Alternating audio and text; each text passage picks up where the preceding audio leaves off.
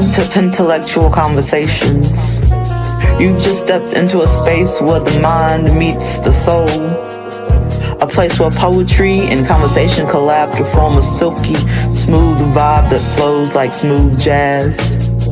Dope poetry, deep dialogue, and unapologetically real energy.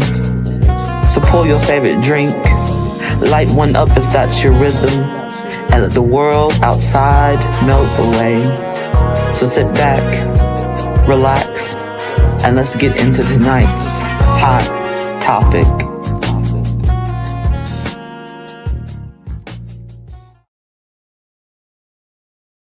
Oh, what's good, PenTellectuals?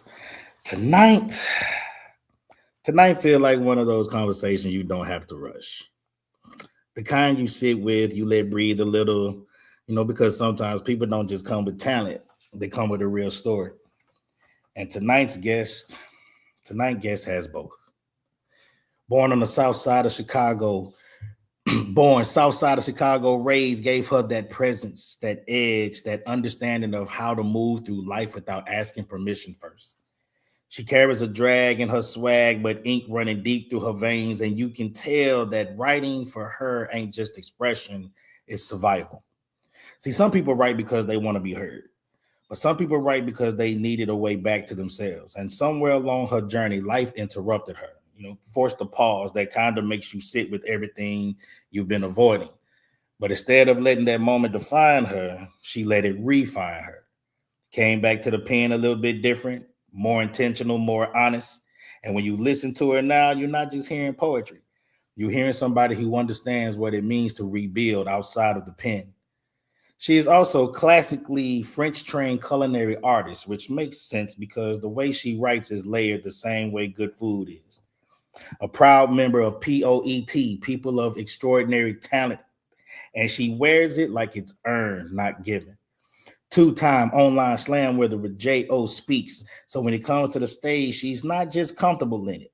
11 years writing, 5 years performing, and now working on her first book, Between Hurt and Submission. And if you really think about it, that title, that's not just a name. That's definitely a journey. So tonight, we're not just having a conversation. We listening, we learning, we tapping into something real. So go ahead and settle in. Welcome to PenTellectual Conversations. Everybody clap for Miss Poetic Poison. Hello. What's good, baby? Hello. Good evening, Parkran. I can't hear you. Is it me? Good evening, Parkran. Can you hear me now? I can definitely hear you now. Okay.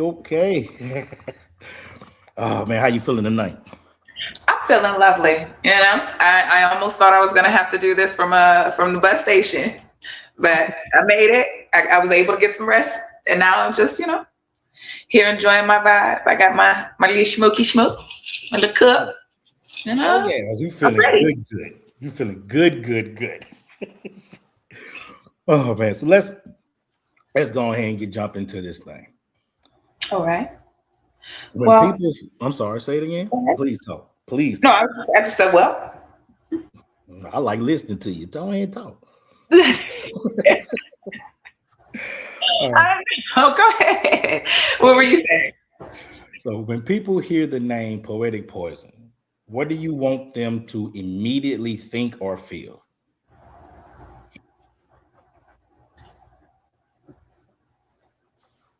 That whatever she must be saying is gonna be dangerous. I like danger. I think a lot of us like danger. And speaking of danger, not so much of a bad way, because I love this place. I love it to death. But what part of Chicago lives in you the most today? I mean, all of Chicago lives in me, but I'm a true South Side. I'm from 63rd. Girl, so yeah, South Side is home. It's always home. So if somebody met you with no context, what would they notice first? Your presence or your pen? My presence. Explain. I feel like I just radiate such a vibe of happiness for the most part. It's very rare that you see me without a smile. And I'm very engaging. I'm going to talk, I'm going to listen. And then it's going to be, oh, and she do poetry? Well, she just dope then. So he just realize you just dope at that moment. Yeah. So poetry, let's go ahead and get to this origin story of this thing. So poetry, when did it first become something that became more than a hobby for you? It became more than a hobby for me. Honestly, it became more than a hobby for me about 11 years ago when I was hit by a drunk driver in Chicago while I was waiting on a bus stop.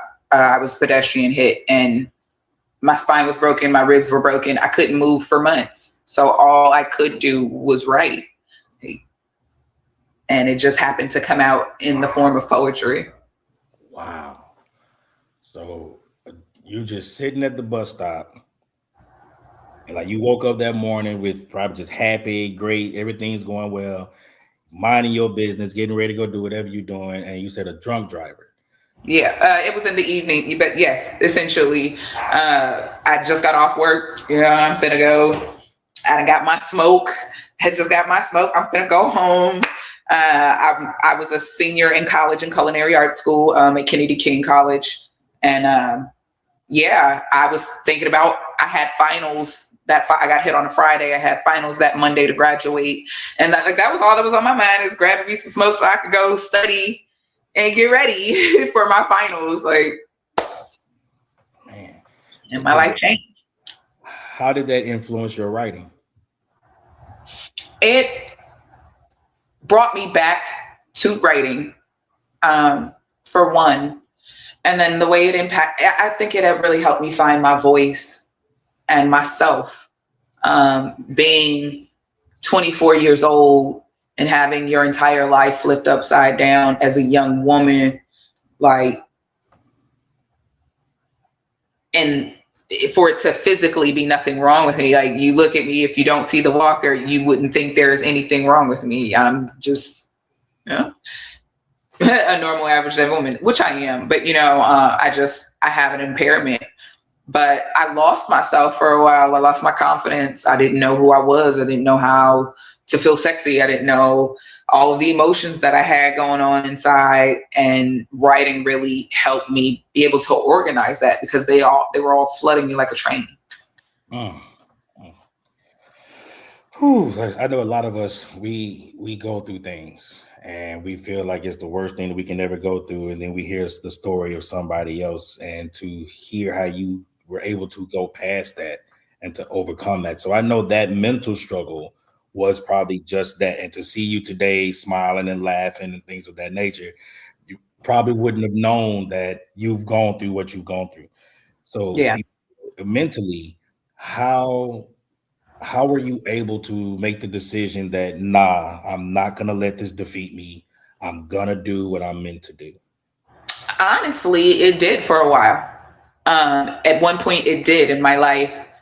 I had just moved into an apartment. I was still fully in a wheelchair, fully disabled.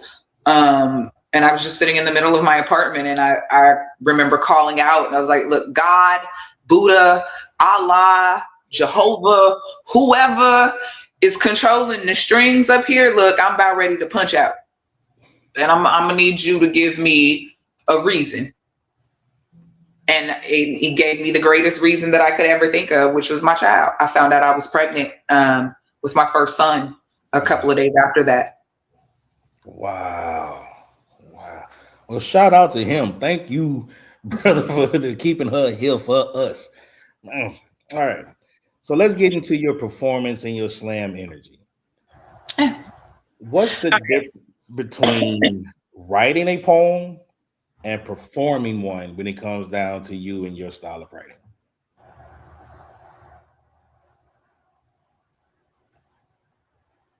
How vulnerable I want to be. Because there are versions of pieces that I have that are, or pieces in general that are just for me. It is full blown vulnerability. It's not necessarily nothing that I'm hiding, but it is something that it's privileged information. So not all the poems that I write do I share. And even some that I do share, it is tweaked so that you can still get the message across without me sharing any of my own personal information. Okay. All right. So when you write, do you write with performance in mind, or does that part come later, or that's also comes down to what are you writing for at that moment? No, that comes later. I write for me. And it was in releasing some energy one day that I even thought about performing. Mm-hmm. I was engaged to be married, and my ex-fiance walked out. He left me at the church. I mean, at the courthouse. That's some Lifetime movie network shit like that. Type shit, right? Yeah. He left me standing at the courthouse. And I got back to our apartment. He had packed all his shit and left. And when I called him, he was like, yeah, look, I just don't want it no more. Just left like, damn, you went and took me from being this clamshell closeted person who was afraid of showing herself and showing me like it didn't matter that if I was hurt or not, if somebody was going to love me, they were going to love me regardless. And then you turn around and be the biggest dick in the fucking world. What? Is you cool? Oh yeah, she's so Chicago.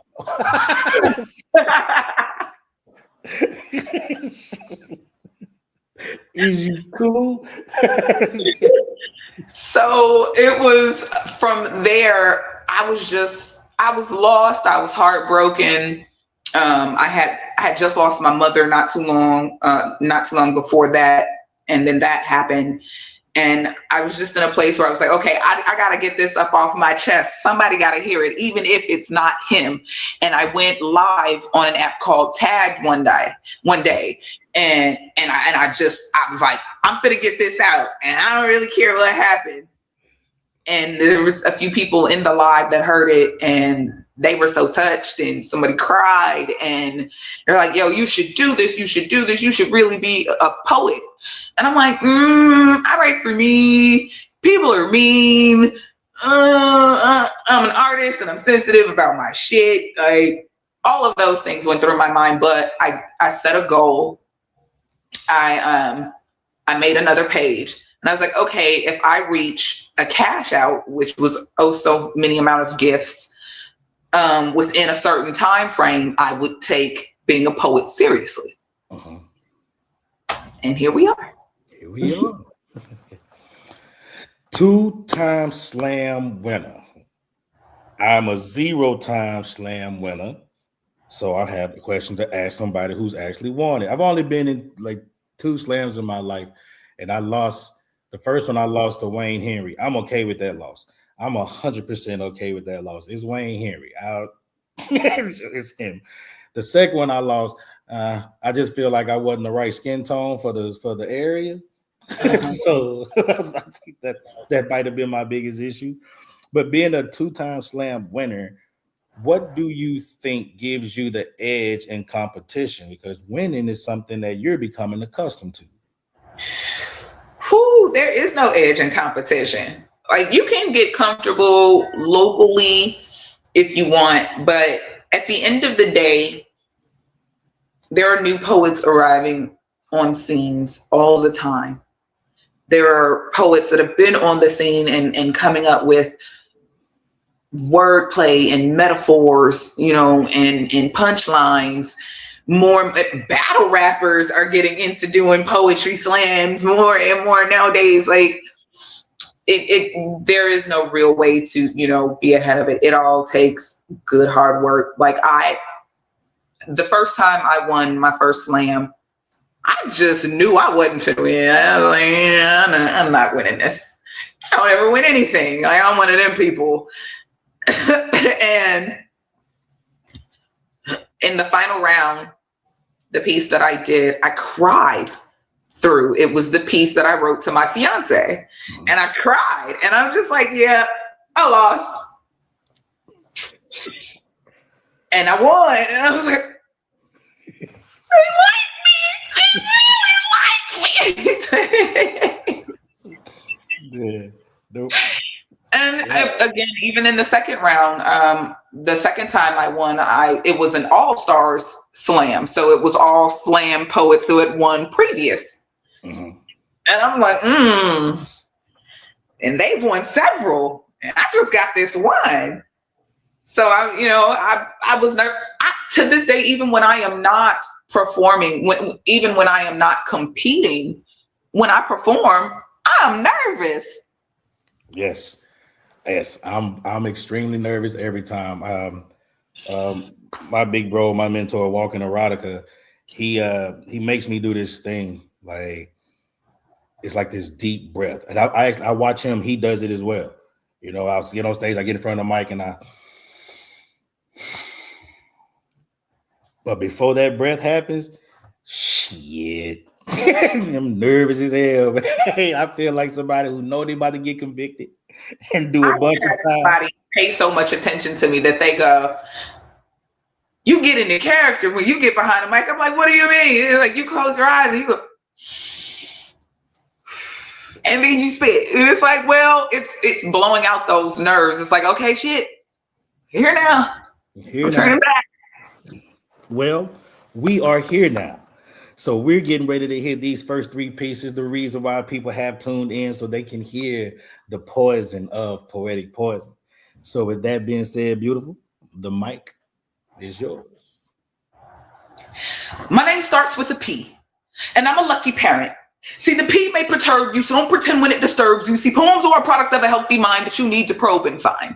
Pray to have blessings from the Almighty. Pay attention to the expectations of reader, and pity not self if critical comments are offered, but know that presence of mind may perfectly align with P, and persons of your stature will grow with poetry. But please be with your heart and mind and know that pretty good faces are always kind. But when Poetic Poison puts pen to paper, printing phonetically place phrases properly penned on pages, posting pieces and poems for people to read, finding patronizing plural personalities periodically perform vicariously from philology and poetry. Now, just in case you didn't catch that all, let me slow it down. When Poetic Poison puts pen to paper, printing phonetically placed phrases properly patterned on pages, posting pleasing poems for people to read, finding patronizing plural personalities that periodically perform vicariously form philology and poetry.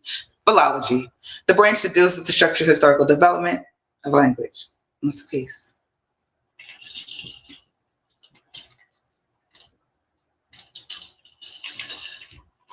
So quick question, are these just supposed to be all three ran right back? I'm guessing so.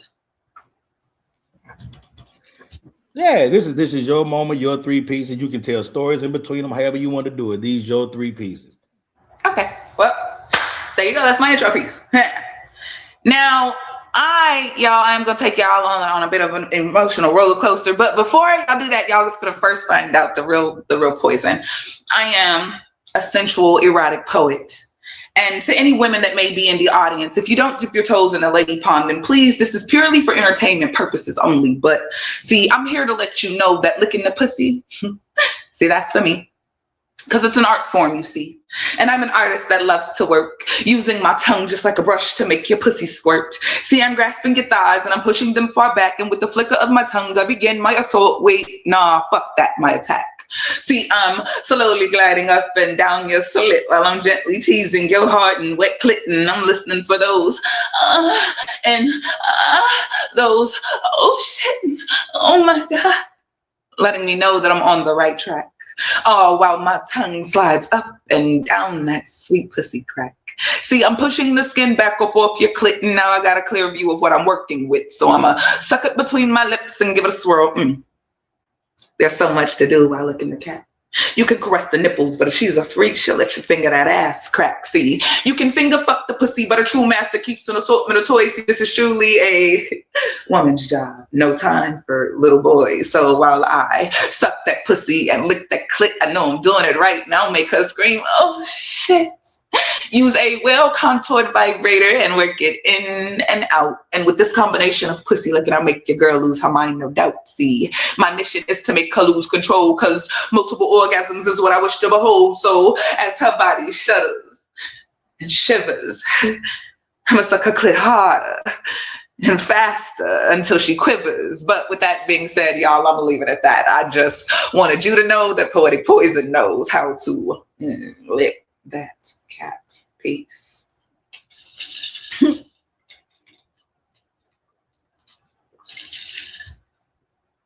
Now, to all my sapios out there in the world, let me talk to you.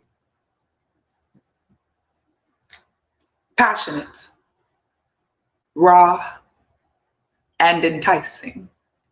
Cause yeah, Pa Cram, that's just how I like it. If you feed me every part of you and satisfy my appetite, feed me as you feel me through the night, and Yoshi, send my body into climax with your articulation as we go deep into conversation. Cause see, I want to lose myself in your reasoning as I make love to your intellectual being. And Joseph V, let me wrap my legs around your dialect as I straddle your mind until your thoughts slow grind with mine. Can I seep deep into your cranium so I can enjoy a new way of getting brain from him?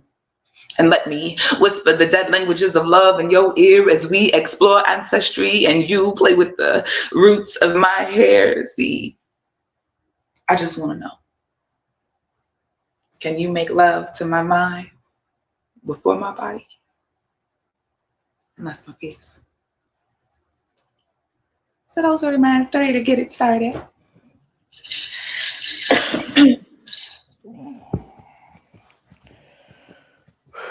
Let me tell you about something about saying my name like that, lady. Don't.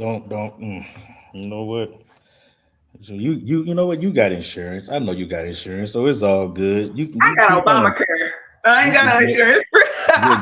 You gonna need something. That walker gonna need an upgrade. You better stop playing with me. So, all right, so what we getting ready to do right now, man? Amazing set. I can't wait to see what you got coming on this next half of the show.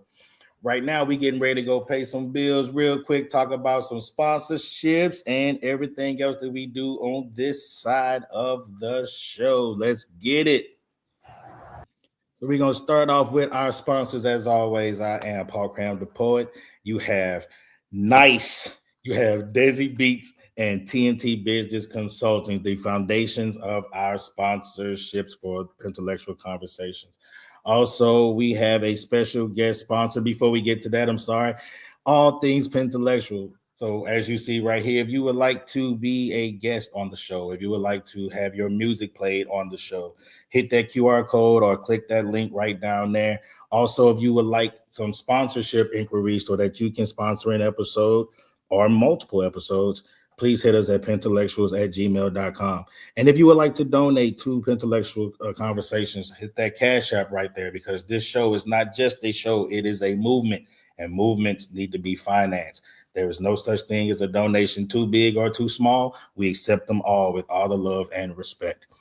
Our special guest sponsor for this episode is Foxy's Boutique. Let's get it, commercial going. What's good, everybody? If you're looking to upgrade your style, step your fashion game up, or just add a little luxury to your everyday look, then you need to check out Foxy Boutique, located right here in Alexandria, Louisiana at 5507 New York Avenue. Foxy Boutique has everything from stylish handbags to designer-inspired backpacks to fresh sneakers, slides, accessories, and even fragrances that complete the whole vibe.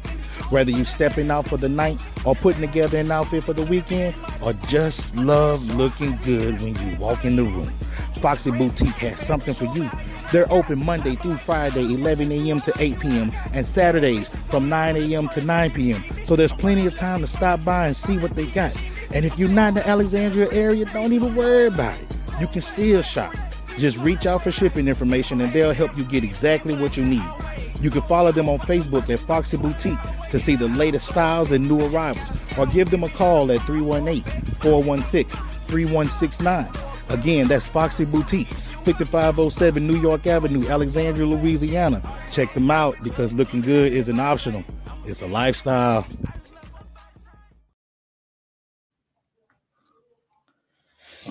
All right, so y'all know what it is. The party always starts right here on Tuesday, and it always carries through to Wednesday, right there at Poppy's Poetry Corner, 7 p.m. Central, 8 p.m. Eastern, tomorrow, Wednesday, March 25th. And as you see, our guest tonight, our hot topic tonight, is also going to be on the corner. So make sure y'all go out there and check out my sis, one of the livest hosts on the internet. Keynotes, y'all know it's popping, man. So beat me there. Don't meet me there. Also, Sensual Saturdays, all white party, May 30th, 8 p.m. I'm trying to see the ticket prices, but y'all got it right here. You get the information, man. The spotlight will be Triple P, but it will be featuring none other than Keynotes, aka Poppy. So make sure y'all get out there, man. We got Jay Simone running things. Everybody know the beautiful general is going to be in the room, and I promise you there's going to be an appearance by Walking Erotica, man. So this is something you don't want to miss. Erotic poetry, burlesque shows, BDSM demos, food, games. You can't beat it. So make sure y'all join us May 30th, 8 p.m. Eastern. Be there. Now it's time to get to our Spotlight Artist of the Week. Our Spotlight Artist of the Week is Desi X, and the song is called Have Mercy on Me. This is an alternative artist, man, so let's get it.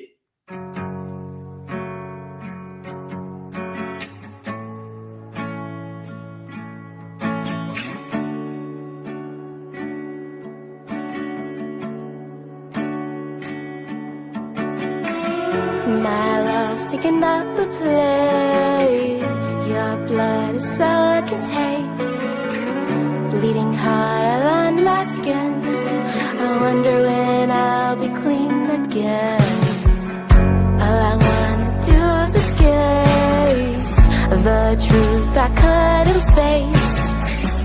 You left my heart so tense. It just started beating again. Your control over me is complete. I do whatever you need. I'm addicted to misery, and your flavor made me a fiend. Oh Lord, please have mercy. It's like you knew I was coming. You betrayed me again, committed the cardinal sin. Oh Lord, please have mercy. On the rocky road, you drag me along, catch your skin and rub at me raw. I can't feel my legs. I scream out and you do it again. In the end, you always win.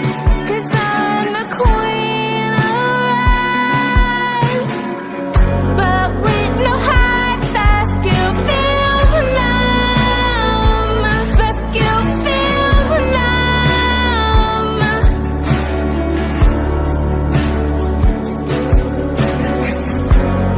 You took the best piece of me and replaced it with pure misery. Oh Lord, please have mercy.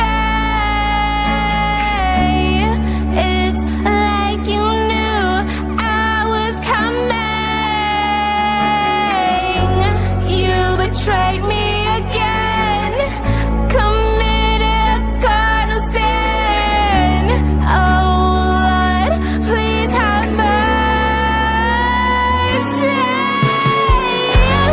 Oh Lord, please have mercy. It's like you knew I was coming. You betrayed me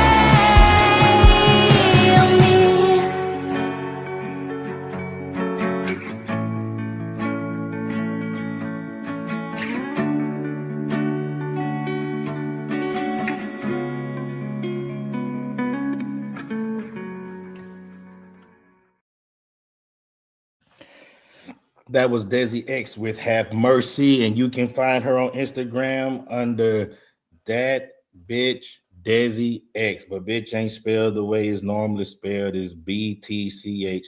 So y'all make sure y'all check her out. All right, so let's go ahead and get back into the action of things with Miss Poetic Poison. Whew. I had to get myself together, make sure I can do this again. You know, another round. I had to get some water. Stay hydrated. Ooh, don't see. See, I catch the subliminals. All right, so let's talk about the book Between Hurt and Submission. Yes. What inspired the title? Because it is a non-fictional novel loosely based off my life. Okay. So it kind of came about. My lifestyle is BDSM. So I am a submissive in the lifestyle. Excuse me.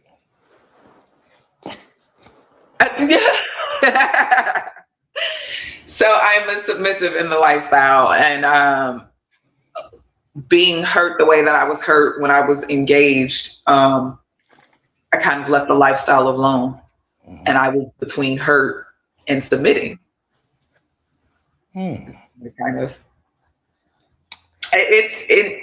It's going to be a trilogy, a series of books.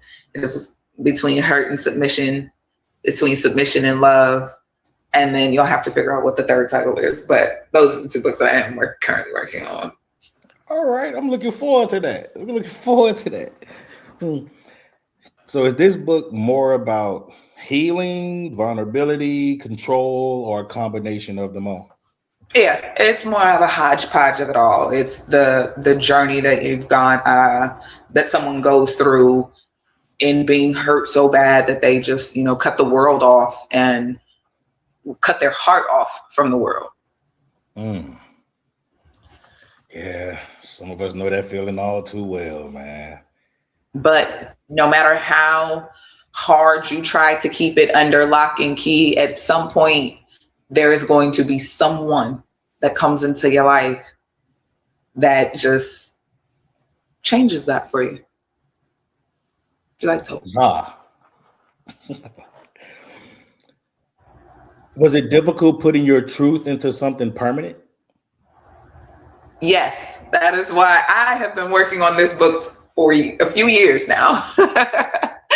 And within the last couple of years, there have been a lot of signs and comments from some of my trusted people, my trusted circle, that I need to put out a book. So I said this year I was going to do it. Okay. If you ever think about doing an album, I know a producer named Walking Erotica from Desi Beats. I'm telling you right now that he's not going to be compared with nobody. Dude is amazing. So keep that in mind too. Will do. All right. So, all right. So is there a piece in the book that challenged you emotionally to write? And if so, tell us about it. Yes. So, it's a piece to my mother. I love my mother. And I could also strangle her when she was alive. She's my mother, and she's the only one I got. But I love my mother dearly. It is going on 6 years since she passed away. And only within the last year have I been able to write and speak about it. A lot of the things that I went through, like as far as like my childhood, and even talking about losing her altogether. So yeah, that would probably be my hardest piece. That was for me to write. So after years of, I'm not going to say blocking, but refusing to put pen and paper about it, once you were finally able to do it, did it feel relieving, or was the It did, and I did it in such a big way. It was crazy. So as I told you, I was hit by a drunk driver. That happened December 6th, 2014. December 6th, 2025, I was the featured poet in this space in Chicago called The Living Room. Shameless plug, anybody in Chicago, check out The Living Room. And I was their first featured, I was a featured artist for them. And that was my first solo feature. I'm not just a fluff feature. I don't want to say fluff feature, but I wasn't the main feature. I was featuring for somebody, but I was the main feature here. And so it felt really good of me to be able to bring a couple of poets together and people together that have been in my life in some way, shape, or form and help form it. One, a poet being Alondis, and then my best friend. And I performed it there that night for the first time. And I bawled like snot, nasty, ugly cry all the way through it. But my best friend and some other people that were there were really there for me, even to just get up on stage and talk me through it. Like, don't stop, just keep going, because you got to get it out. Like, my best friend just kept whispering that in my ear as I was going through it. That's what's up. That's what's up. What's the best friend name? Shout them out real quick. Big shouts out to my bestie from the Midwestie. Her name is Dope, which stands for Dreams Often Proceed Excellence. That's my girl. Love you, bestie. All right. So let's talk about this cooking, man. You say you a classically French trained culinary artist. Yes. I don't do shit French but fries. I don't know how to do nothing else. And French toast, but I don't even like it that much. But weird. How did that journey start? Well, I am a typical Southsidian, so I do have a bit of a record. In my younger life, I found myself into some trouble in the streets. I did find myself incarcerated, and in getting out of incarceration, I just was trying to get myself and my life together. I initially wanted to go to school for healthcare. I wanted to help people in some way, shape, form, or fashion. But the fact that I had a criminal record, I was told, hey, it's not impossible for you to work this field, but it's not going to come without its challenges due to your record. And I was like, well, I don't want to get a degree in something that I can't readily use. Yeah, you know what I'm saying? I'm already going to have to fight to use it. Like, I don't want that. So in trying to figure out what I wanted to do, what degree I wanted to take, I realized, like, I've always loved cooking. Cooking is something that always has brought me joy, especially to cook for the people that I love. And I was like, well, I can't help anybody physically, but I feel like a plate helps tell the world, I've had people tell me all kinds of things just because they would, over a good plate, like, man, or just needed a good home cooked meal just to. It's a love language for me. So you rather cook for someone to show your love, or you rather them cook for you? I'd rather vice versa. I love if you can cook for me. Oh my God. Man, I'll fucking ramen noodles up. Boy, I'll hook some ramen noodles up for you. I'll make the best ramen in the world. Best ramen noodles, like take the pack and everything. I'll put some hot dogs in it, some Cheetos. Eat ramen. Yeah. I need to eat ramen noodles. Oh, so much so that I haven't even gone to like them ramen bars or nothing. Like, it's just not. No, damn that. I'm going. I like it. I've learned to like. I'm gonna always say it wrong. Pho, whatever. Who? Pho. Him. They cousins. Whatever. I've learned to love that, man. I got introduced to that recently, so it's like that was good. That, and I think it's called hot soup or some shit. I don't know. You put the meat in and it's all hot pot. That's what it's called. Hot pot. That's that just sounds funny. Hot pot. Hot pocket. Talk to you later. Do you see similarities between cooking and writing? Yes, I mean all of it's a recipe. That's funny you said that because that was my next question. So explain that. um, in writing and in cooking, you take your emotion and setup, and you paint a picture with your words. And in culinary, you paint a picture on the palette.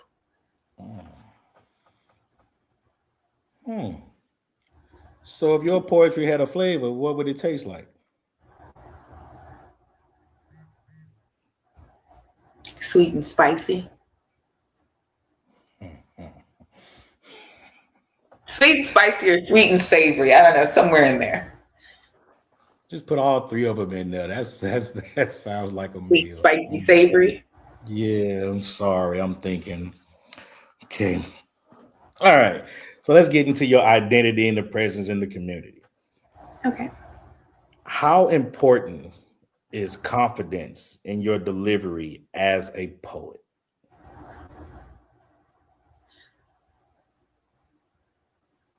I do really believe it plays a part. There have been pieces that I feel like I've delivered and wasn't really that confident in. And I feel like it kind of showed as far as the conveying to the audience. And then there have been pieces where I have been intoxicated and shouting unapologetically, and everybody loved it because I was just hey. Depends on the stage, huh? Yeah. POET, an organization headed by Black Ice. Shout out Black Ice. Original in Chicago. So what does being part of the POET organization mean to you? For me, it means it's another form of community, and it is a community that does good for the community, bringing awareness in the arts, not just in its own community, wherever it may be, because Poet does have chapters in different states, other than just in Illinois. There is a poet by the name of I Inspiration. He is the Wisconsin chapter head. Big shouts out to I. Love that man. That's my guy. I've been knowing that dude for years, man. Dope, man. Yeah. And it was in meeting him and my camaraderie with him that made me even want to join. Like, I had seen Black Ice in the organization before, and I was like, oh, that's cool. That's dope. They do good work. But it wasn't until like really meeting him and finding out he was also a part of the organization and loving his infectious energy just for poetry and putting it out there, like, made me like, yeah, okay, I could be a part of this. Like, could be a part of the community like this. So it's definitely been an honor in getting to know a lot of the organization members that I have come across, like Geronimo Speaks and so many others. He's so dope. All right, so I have one last question before I give you back the stage. Mm-hmm. What's something you haven't said yet that you feel like it needs to be heard tonight when it comes to who Poetic Poison is? Poetic Poison is a multifaceted person. You heard me? I'm not just an erotic poet. I ain't just some chick with a walker. No, I'm all that and the above. Baby, I cook and I clean. All that. All right. So with that being said, I'm getting ready to give you the stage. When you come back, we will discuss the things that you got coming up. You have anything you want to promote, we're going to do that. And you're going to let everybody know where they can follow you and your pen. Okay. So with that being said, the mic is yours.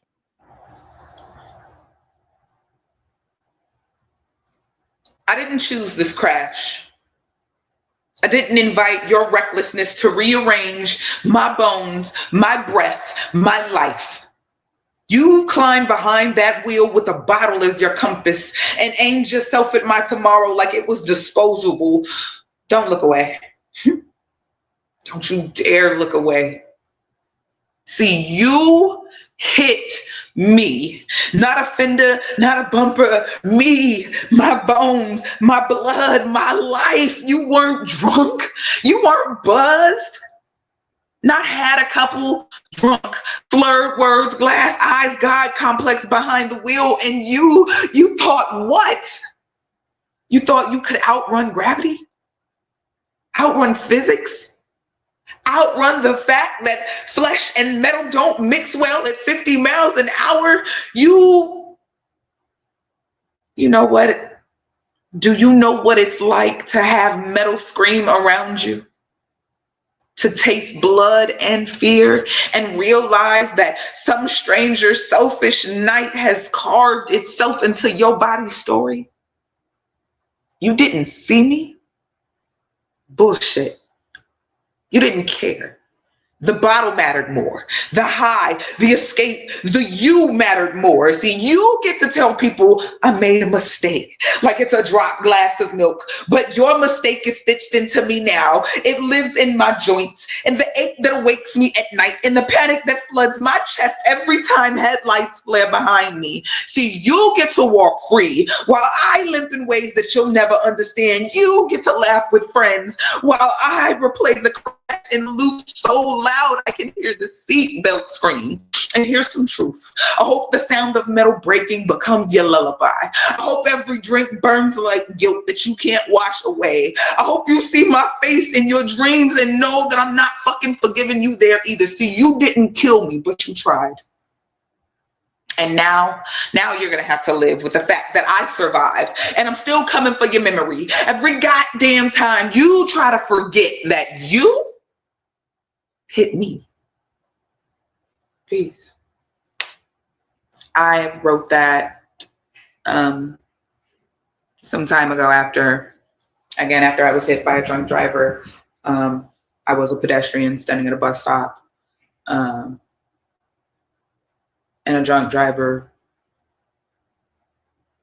fractured my spinal cord, broke all of my ribs on one side, and I was paralyzed, and I was told I was never going to walk again. I was told I was never supposed to walk again, but I've defied the odds of that. And like Pa Cram said, I got a little drag in my swag, but you know, it's a little dip on my chip. But anywho, I have not always been this confident person that you all see now.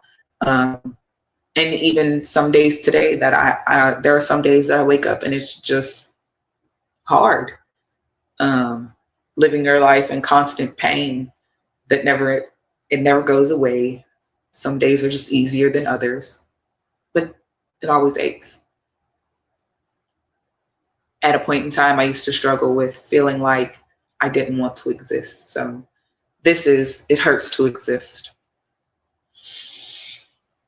Some mornings I wake up already tired. Like I spent the night holding my body together so it wouldn't fall apart in the dark. Depression sinks into me before my feet ever touch the floor. A weight behind my eyes and a voice that says, today will hurt and no one will see it. Anxiety wakes my heart like there's an emergency no one warned me about. My chest tightens, my breath forgets how to be gentle, and I brace myself for a disaster that lives only inside of me. In my body. God, how my body remembers everything, every loss, every fear, every moment I had to be strong when all I wanted to do was be held. See, pain blooms in places that I don't even have names for. My back aches from carrying survival. My joints scream from standing when I should have been allowed to sit. And even my skin feels tired of being touched by the world. And people say, you don't look hurt. But they don't see how it hurts to sit, how it hurts to breathe, how it hurts to keep pretending that this body isn't at war with itself. See, depression tells me that I'm a burden. Anxiety tells me to keep going anyway. So I move through life torn between disappearing and being terrified of what would happen if I did. I cry silently because crying out loud feels like failure. I hold myself because no one else knows where it hurts. I apologize for pain like it's something that I chose. And there are days that my body begs me to stop, but my mind begs me not to. Days when staying alive feels less like hope and more like obligation. And still, I wake up. I put my pain on like clothing. I carry this aching, trembling body through another day because somewhere inside me there is a small, stubborn pulse that refuses to quit. Not because this life is easy, not because I'm okay, but because even in the pain and fear and sadness that lives in my bones, I'm still here. And that is the bravest thing this broken body knows how to do. Peace.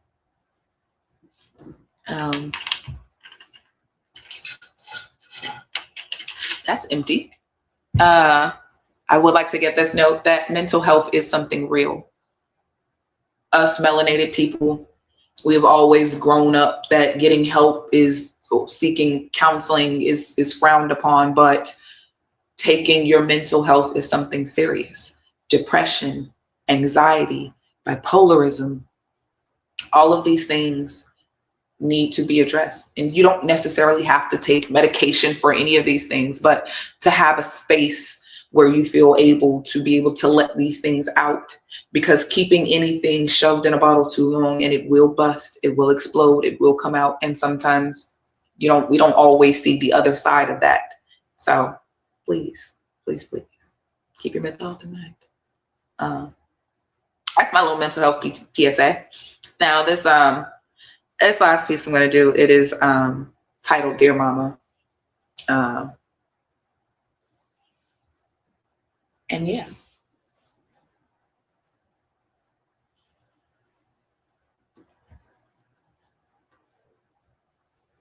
Dear Mama,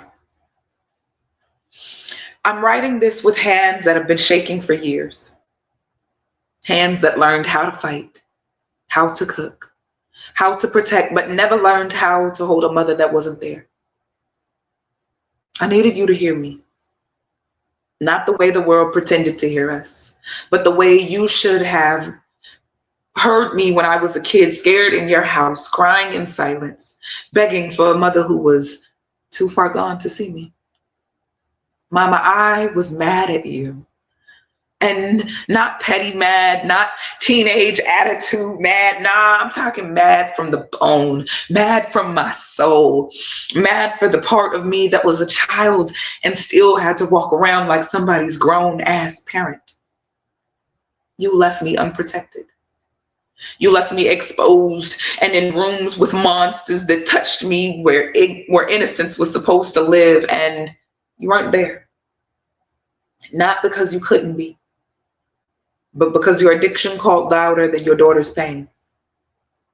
I shouldn't have had to raise myself. I shouldn't have had to heal myself. I shouldn't have had to question if my mama loved me or if she even noticed the pieces of me missing. And I need you to know something viciously true. I hated you for that. I hated how you disappeared.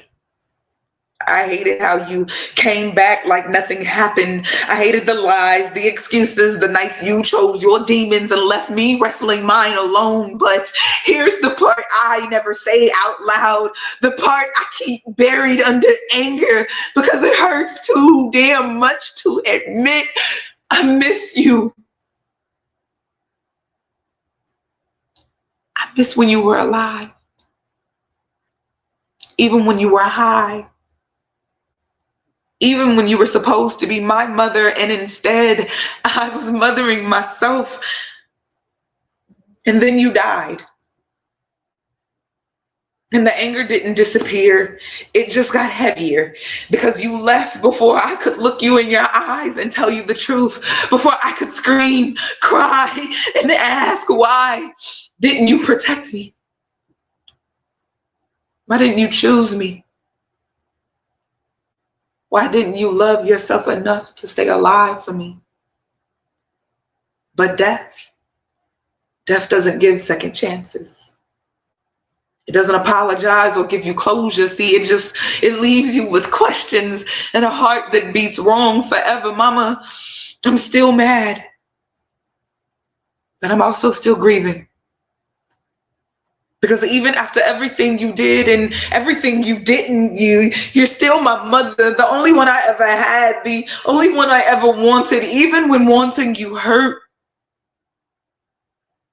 I wish you'd gotten clean. I wish you'd gotten help.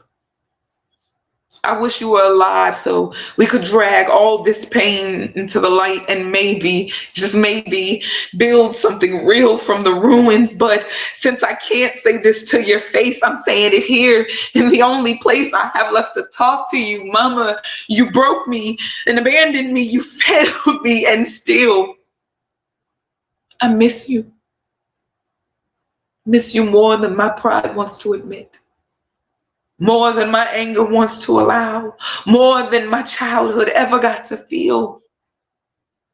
And I hope wherever you are, you're finally free from the demons that stole you from me. I hope you can hear me now.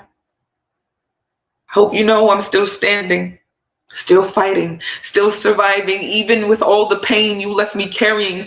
And I hope one day on the other side of this life that we can meet again, clean, healed, and honest, and finally have the conversation we never had a chance to finish. Love, your daughter, with the scars you never saw, and a love that never stopped. Peace.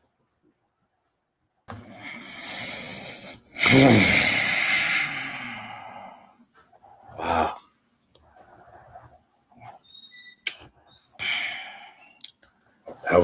That was a beautiful set, beautiful piece like that. Everybody, one more time, and let's give it up for our hot topic of the evening, the beautiful, amazing Miss Poetic Poison. I clap, make noises and shit. Ooh, wow. So before we let you go, there's a couple things. The first one is you got a few things coming up in the near future besides Poppy's Poetry Corner, which is tomorrow, but I'm gonna still let you talk about that as well. But the first thing we are going to talk about is right here. So explain to us what this is, tell us about it, and promote it. Let's get it. All right, so this is another one of the Poet members, James Hamilton. He is throwing a show on April 19th, and it will be in Chicago, Illinois at the Rooftop at Navy Pier. It will be streamed on vitrosound.com. So anybody that's interested, please download or log into Vitro Sound. I do believe it is a contest and it is based off audience members. So please come out and support. There will be myself as well as I Inspiration and a few many great other poets that will all be there. Again, that will be April 19th at the Rooftop at Navy Pier in Chicago, Illinois, and it will be streamed on vitrosoundcloud.com. All right. Let's see what we got next. Here we go. Next up is one that's near and dear to my heart for all you Kiki fellow flavors. The beautiful Miss Alondis puts on this show, The 69 Elements of Seduction, every year. This is the 5th year that she will be putting it on, the 5th element. It will be hosted by Alondis. I will be one of the featured poets, along with Freddie Hydro, aka the Gentleman Dom, will be there giving kinky demonstrations. You don't want to miss it. And there will be all kinds of other unmentionables at this moment. Their tickets are on sale. They're VIP tickets. This is June 5th, y'all. June 5th in Memphis, Tennessee. All of the information is there. If you want to purchase the tickets, please look up Alondis or the 69 Elements of Seduction on across all streaming platforms. That is Facebook, YouTube, Instagram, TikTok, all of them. You can find it either on my page, Alondis, or by looking up the 69 Elements of Seduction in themselves. Y'all don't want to miss it. I'm just you don't want to miss it. This will be my 3rd year going. You don't want to miss it. No doubt, no doubt. Okay, so also you are performing tomorrow on Poppy's Poetry Corner, hosted by Keynotes, man. A lot of energy on that show. So how do you feel about that? You leaving from one party to another, but man, how that's going? You know, this has actually been my first YouTube show. Mm-hmm. Yeah. So this is the first YouTube show I've ever been on. And I was really, really nervous. But now I got this one done and it's okay. So I'm going to go to another one. I think I feel I'm a little less anxious than what I was before. So I don't know what to expect. I've never done a YouTube platform. Like I've been recorded and posted on this platform, but I've never been live on this platform in this manner. So I love it. I appreciate it. Glad that we were your first and you going right over there to my sister. She going to take good care of you. All right. So, yep, you're right. PenTellectual's out here popping cherries. So, where can the PenTellectual family follow your pen as far as your social medias and all of that go? Well, my social medias are I am the number one, Poetic Poison on pretty much all platforms except Facebook. Facebook, I am Bree Poetic Caramel on Facebook. Long story short, Poetic Caramel was my first name. That was when I was like a gifter and things online, and it was no thought into it. It's mainly I'm poet. I'm caramel skinned it, and I was doing poetry. Poetic Caramel. Okay, there you go. It works. So, but unfortunately, I can't change it on Facebook. So it is what it is. But on Instagram, I am the number one Poetic_Poison. On TikTok, it's Poetic Poison 90, and I don't have a Snapchat. So, yeah. All right, so I want to, on behalf of PenTellectual Conversations, I want to say thank you so much for making the time to come out here and being our hot topic. I had an amazing time. You are an amazing artist, and I'm pretty sure we're going to be talking and seeing more of each other, hopefully sharing the stage soon. So, yes. Thank you for coming through. Thank you for having me, Pargram. No doubt. All right, PenTellectual family, man, y'all know what time it is. When we get up out of here, it's time for that good old mic drop. All right, so one more time, man. Thank you to Poetic Poison for that lovely interview and set. You know, it's interesting. It's interesting how life puts you in a space where you caught between what hurt you and what's trying to grow you. And a lot of people get stuck in that position. Because hurt is familiar and growth requires you to stop pretending you're okay when you know definitely that you're not. What I heard tonight was somebody who didn't ignore their space. They actually sat in it and found a way to create from it. Pain by itself don't make you powerful. It's what you do with it. Some people carry it. Some people hide it. Some people learn how to speak through it. And that's where your purpose shows up. Not when life is easy, but when you decide that what you went through is not going to be wasted. So if you're out there right now and you are somewhere between hurt and becoming, just understand that you're just in the process. And in that process is where the real version of you always get built. This is Paul Crown reminding you that dope poetry, deep dialogue, and unapologetically real energy will always reside here at PenTellectual Conversations. And with that being said, we out. Thank you for vibing with us. We hope tonight's conversation inspired a creative spark in you. So go out and show the world who you really are. And we'll see you next time on PenTellectual Conversations.